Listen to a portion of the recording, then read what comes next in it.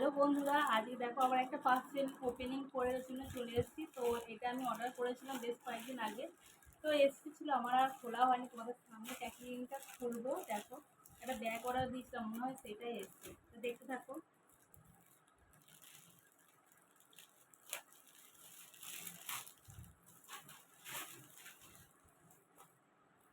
এই হচ্ছে ব্যাগ।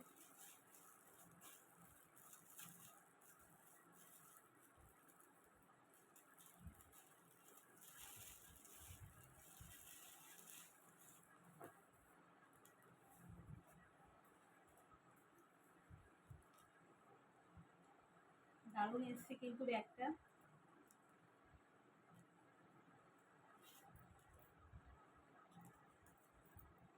একটা বড় বেলও এসছে, যাতে এটা লাগানো যায়।